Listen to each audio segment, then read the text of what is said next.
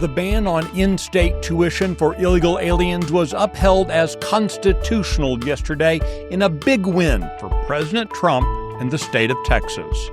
This is Friday, July 10th, 2026. Texas Scorecard presents the day's first news for the Lone Star State, the Texas Minute, with your host, Michael Quinn Sullivan. Thanks for starting the end of your week with the Texas Minute. Like the plot of a TV show, an ex-Texas Tech business professor has pleaded guilty to trafficking fentanyl, saying his education helped him to build a drug distribution network. More on that story coming up. A federal appellate court has upheld an agreement between Texas and the Trump administration ending in-state tuition for illegal aliens in compliance with federal law. The Texas DREAM Act was signed into law by former Governor Rick Perry back in 2001. It allowed illegal aliens to pay in-state tuition rates at public colleges and universities. That put the state in conflict with federal law that forbade illegal aliens from having access to benefits not afforded to all U.S. citizens. In June 2025, the U.S. Department of Justice sued the state of Texas to enforce compliance with the federal law. Attorney General Ken Paxton agreed with the DOJ and settled the case by committing Texas to ending the Perry-era program.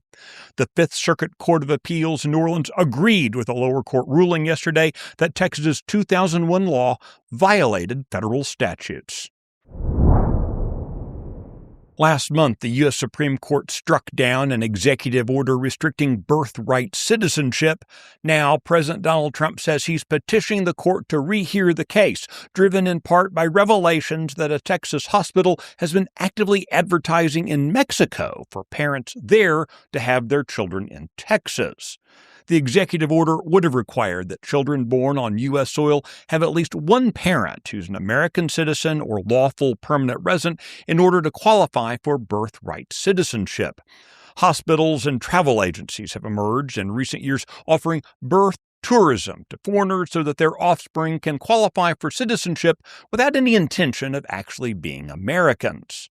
Meanwhile, Republican members of Congress and conservative activists are calling for that body to legislatively clarify the meaning of the 14th Amendment's words, subject to the jurisdiction thereof, which has driven most of the birthright citizenship question.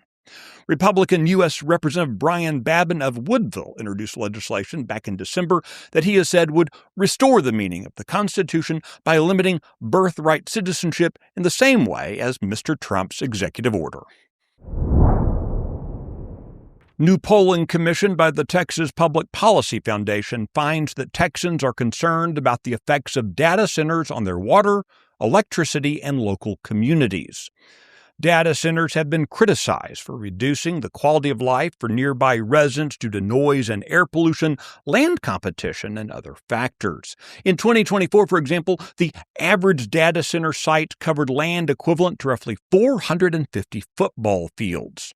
Approximately 80% of those participating in the TPPF polling agreed with the notion that, quote, the rapid expansion of data centers creates serious challenges for local community planning.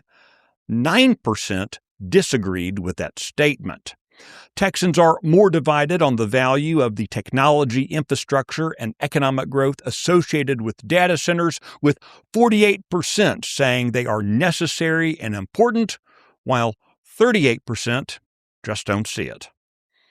The Texas Minute will be right back.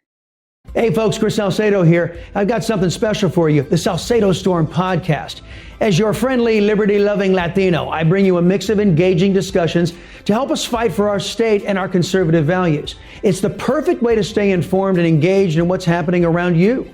So, what are you waiting for? Don't miss out on the storm of information and entertainment coming your way. The Salcedo Storm podcast, available wherever you get your podcasts. A now former professor at Texas Tech University's College of Business has pleaded guilty to possession with intent to distribute fentanyl after a federal investigation that began in 2025. Daniel Taylor was a marketing and supply chain professor during the entire time of his drug trafficking scheme. He admitted that his, quote, educational background and expertise helped to further or advance his fentanyl distribution network. An investigation into the drug trafficking scheme began in June 2025, and Taylor was arrested in February. A search of his home revealed various quantities of numerous drugs, as well as a narcotic mixture that Taylor named Pink Flamingo, which was a combination of ghost fentanyl and a second drug. Taylor faces up to 40 years in federal prison and a fine of up to $5 million. You can find details on all the stories mentioned today and keep up with the latest news by visiting TexasScorecard.com. This edition of the Texas Minute was based on the original reporting of Travis Morgan, Grant Hawk, Hunter Burney, and Eddie Hovland. Nick Shepard gets the show produced and delivered to you each weekday morning.